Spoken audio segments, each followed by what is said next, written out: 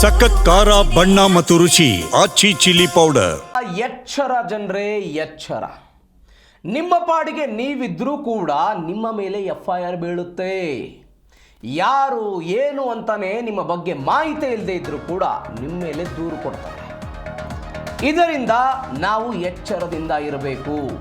ನಮ್ಮ ಪಾಡಿಗೆ ನಾವು ನಮ್ಮ ಕೆಲಸ, ನಮ್ಮ ಮನೆ, ನಮ್ಮ ಊರು ಅಂತ ಇದ್ರೂ ಕೂಡ FIR ಬೀಳೋ ಸಾಧ್ಯತೆ.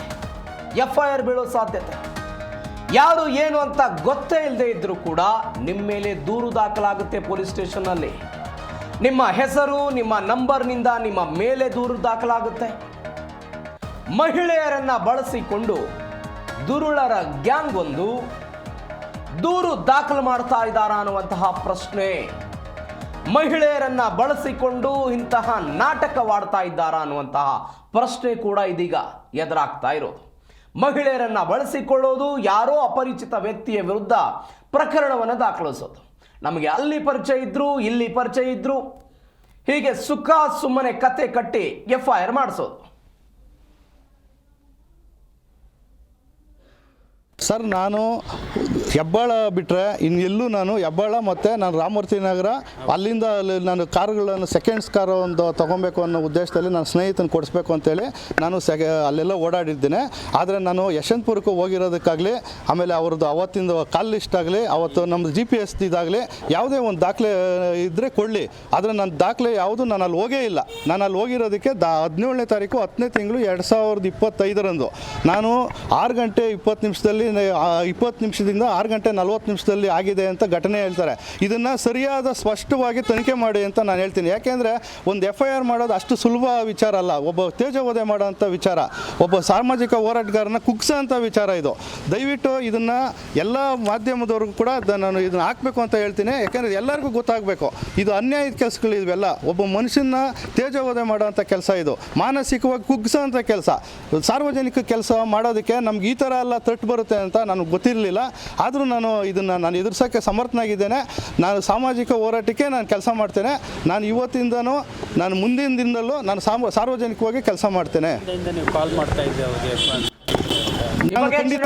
ಕೊಡ್ತಾರೆ ನಮ್ಮ ಪ್ರತಿನಿಧಿ ವಿಶ್ವನಾಥ್ ಫೋನ್ ಸಂಪರ್ಕದಲ್ಲಿದ್ದಾರೆ. ವಿಶ್ವನಾಥ್, ಏನಿದು ಪ್ರಕರಣ? ಪೊಲೀಸ್ ಠಾಣೆಯಲ್ಲಿ ಒಂದು FIR ಅನ್ನು ಮಾಡ್ಕೊಳ್ಳುವಾಗ ಪೂರ್ವಾಪರ ಆಲೋಚನೆ ಮಾಡಬೇಕಲ್ವಾ ಪೊಲೀಸರು? ಹೆಂಗ್ ದಾಖಲಾಯ್ತು ಈ ಪ್ರಕರಣ? ಏನ್ ಕತೆ? ಪ್ರವೀಣ್, ಈ ಯಶವಂತಪುರ ಪೊಲೀಸರು ಒಂದು ಮಹಾ ಎಡವಟನ್ನ ಮಾಡಿದ್ದಾರೆ ಅಂತಾನೆ ಹೇಳ್ಬೋದು. ಯಾಕಂತಂದ್ರೆ ಯಾವುದೇ ಒಂದು ಪ್ರಕರಣವನ್ನ ದಾಖಲು ಮಾಡಬೇಕಾದ್ರೂ ಕೂಡ ಪೂರ್ವಾಪರ ಪರಿಶೀಲನೆ ನಡೆಸಬೇಕು. ಮತ್ತು FIR ಮಾಡೋದಕ್ಕೆ ಬಂದಂತವ್ರು, ದೂರು ಕೊಡಕ್ ಬಂದಂತವ್ರು ಎಷ್ಟರ ಮಟ್ಟಿಗೆ ಜೆನ್ಯೂನ್ ಆಗಿ ಮತ್ತು ಎಷ್ಟರ ಮಟ್ಟಿಗೆ ಅಂದ್ರೆ ಪ್ರಾಥಮಿಕ ತನಿಖೆಯಲ್ಲಿ ಫಸ್ಟ್ ಇನ್ವೆಸ್ಟಿಗೇಷನ್ ರಿಪೋರ್ಟ್ FIR ಅನ್ನು ಏನ್ ಮಾಡ್ತಾರಲ್ಲ ಪೊಲೀಸರು, ಆ ಸಂದರ್ಭದಲ್ಲಿ ಪ್ರಾಥಮಿಕ ತನಿಖೆಯಲ್ಲಿ ಕೆಲವೊಂದು ಅಂಶಗಳನ್ನು ಕೂಡ ಗಮನಿಸಬೇಕಾಗತ್ತೆ. ಆದ್ರೆ ಯಶವಂತಪುರ ಪೊಲೀಸರು ಈ ರೂಲ್ಸ್ ಗಳನ್ನೆಲ್ಲ ಗಾಳಿಗೆ ತೂರಿ ಈ ರೀತಿಯಾದಂತಹ FIR ಅನ್ನ ಮಾಡ್ಕೊಂಡ್ರ ಒಂದು ಅನುಮಾನಗಳು ವ್ಯಕ್ತವಾಗುತ್ತೆ. ಸದ್ಯಕ್ಕೆ ಚಂದ್ರಶೇಖರ್ ಅನ್ನೋರ ಮೇಲೆ ಒಂದು ಗಂಭೀರ ಆರೋಪ, ಅದರಲ್ಲೂ ಕೂಡ ಲೈಂಗಿಕ ದೌರ್ಜನ್ಯದ ಆರೋಪ ಕೇಳಿ ಬರ್ತಾ ಇರುವಂತದ್ದು. ತಮ್ಮ ಪಾಡಿಗೆ ತಾವು ಕೆಲಸ ಮಾಡ್ಕೊಂಡಿರುವಂತವ್ರು, ತಮ್ಮ ಪಾಡಿಗೆ ತಾವು ಜೀವನ ಮಾಡ್ಕೊಂಡಿರುವಂತವ್ರ ಮೇಲೆ ಫೇಕ್ FIR ಇಲ್ಲಿ ದಾಖಲು ಮಾಡಲಾಗಿದೆ ಅನ್ನೋ ಒಂದು ಗಂಭೀರ ಆರೋಪ ಕೇಳಿ ಬರ್ತಾ ಇರುವಂತದ್ದು. ಅದರಲ್ಲೂ ಈ ಚಂದ್ರಶೇಖರ್ ಮೇಲಿರುವಂತಹ ಆರೋಪವನ್ನು ನೋಡಿದ್ರೆ ಯಮುನಾ ಅನ್ನೋರು ಇವ್ರ ವಿರುದ್ಧವಾಗಿ ಕಂಪ್ಲೇಂಟ್ ಅನ್ನ ಕೊಟ್ಟಿದ್ದಾರೆ. ನಾವೊಂದು ಖಾಸಗಿ ಕಂಪನಿಯಲ್ಲಿ ಕೆಲಸ ಮಾಡ್ತಾ ಇದ್ವಿ. ಆ ಸಂದರ್ಭದಲ್ಲಿ ಇಬ್ಬರ ಮೊಬೈಲ್ ನಂಬರ್ ಕೂಡ ಎಕ್ಸ್ಚೇಂಜ್ ಆಗಿತ್ತು. ಆಗ ಚಾಟಿಂಗ್ ಆಗಿರ್ಬೋದು, ಮೆಸೇಜ್ ಮಾಡೋದು, ಕಾಲ್ ಮಾಡೋದು ಕೂಡ ಸಹಜವಾಗಿತ್ತು. ನಮ್ಮ ಮಧ್ಯೆ ಕ್ಲೋಸ್ನೆಸ್ ಇತ್ತು. ಆದ್ರೆ ಯಾವಾಗ ಕಂಪನಿ ಕ್ಲೋಸ್ ಆಗುತ್ತೆ ನಾನು ಅವಾಯ್ಡ್ ಮಾಡ್ತಾ ಇದ್ದೆ ಚಂದ್ರಶೇಖರ್ ಅನ್ನೋರ್ನ. ಈಗ ಈ ಒಂದು ಮತ್ತಿಕೆರೆ ಬಳಿ ಇರುವಂತಹ ಪಾರ್ಕ್ ಏನಿದೆ, ಆ ಪಾರ್ಕ್ ಬಳಿ ನನ್ನನ್ನ ಕರೆಸಿ, ನನ್ನನ್ನ ಎಳೆದಾಡಿ, ನಿನ್ನ ಗಂಡ ಇಲ್ವಲ್ಲ, ನನ್ನ ಜೊತೆ ನೀನು ಅಡ್ಜಸ್ಟ್ಮೆಂಟ್ ಅಲ್ಲಿ ಇರೋ ಅನ್ನೋ ಒಂದು ಆಂಗಲ್ ನಲ್ಲಿ ನನಗೆ ಫೋರ್ಸ್ ಮಾಡಿದ್ದಾರೆ ಮತ್ತು ನನ್ನನ್ನ ಎಳೆದಾಡಿದ್ದಾರೆ, ಅವಾಚ್ಯ ಶಬ್ದಗಳಿಂದ ನಿಂದಿಸಿದ್ದಾರೆ ಅನ್ನೋ ಒಂದು ಗಂಭೀರ ಆರೋಪವನ್ನ ಈ ಚಂದ್ರಶೇಖರ್ ಮೇಲೆ ಯಮುನಾ ಅನ್ನೋರು ಮಾಡಿರುವಂತದ್ದು. ಆದ್ರೆ ಇಲ್ಲಿ ಮೇಲ್ನೋಟಕ್ಕೆ ಗೊತ್ತಾಗ್ತಾ ಇರುವಂತದ್ದು, ಚಂದ್ರಶೇಖರ್ ಅನ್ನೋರಿಗೆ ಯಮುನಾ ಅನ್ನೋರು ಯಾರು ಅಂತಾನೆ ಗೊತ್ತಿಲ್ಲ. ಬದಲಾಗಿ ಚಂದ್ರಶೇಖರ್ ಮೊಬೈಲ್ ನಂಬರ್ ಆಗಿರ್ಬೋದು ಮತ್ತು ಅವರ ಹೆಸರನ್ನ ಉಲ್ಲೇಖ ಮಾಡಿ ಈಕೆ FIR ಅನ್ನ ದಾಖಲು ಮಾಡಿರುವಂತದ್ದು. ಹೀಗಾಗಿ ನೊಂದ ಚಂದ್ರಶೇಖರ್ ಈಗ ನಗರ ಪೊಲೀಸ್ ಆಯುಕ್ತರ ಮೊರೆ ಹೋಗಿರುವಂತದ್ದು. ತನಗೆ ನ್ಯಾಯ ಬೇಕು ಅನ್ನೋ ಒಂದು ಆಂಗಲ್ ನಲ್ಲಿ ಅವರು ಆಗ್ರಹವನ್ನ ಮಾಡ್ತಾ ಇರುವಂತದ್ದು.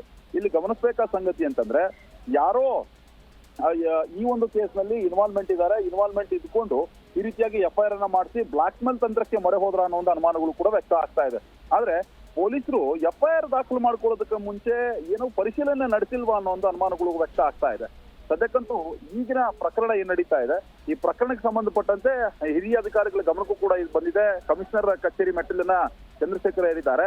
ಆ ಹಿರಿಯ ಅಧಿಕಾರಿಗಳು ಯಾವ ರೀತಿಯಾದಂತಹ ಕ್ರಮವನ್ನು ತೆಗೆದುಕೊಳ್ತಾರೆ ಅಂತ ಕಾದು ನೋಡಬೇಕಾಗಿದೆ. ಪ್ರವೀಣ್.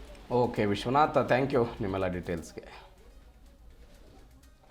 ಫುಲ್ ಸುಳ್ಳು FIR ಮಾಡಿದ್ದಾರೆ ಸರ್. ದಯವಿಟ್ಟು ಇದು ಸರ್, ನಾನು ಹೆಬ್ಬಾಳ ಬಿಟ್ಟರೆ ಇನ್ನೆಲ್ಲೂ ನಾನು ಹೆಬ್ಬಾಳ ಮತ್ತು ನಾನು ರಾಮಮೂರ್ತಿ ನಗರ ಅಲ್ಲಿಂದ ನಾನು ಕಾರುಗಳನ್ನು ಸೆಕೆಂಡ್ಸ್ ಕಾರ್ ಒಂದು ತೊಗೊಬೇಕು ಅನ್ನೋ ಉದ್ದೇಶದಲ್ಲಿ ನಾನು ಸ್ನೇಹಿತನ ಕೊಡಿಸ್ಬೇಕು ಅಂತೇಳಿ ನಾನು ಅಲ್ಲೆಲ್ಲ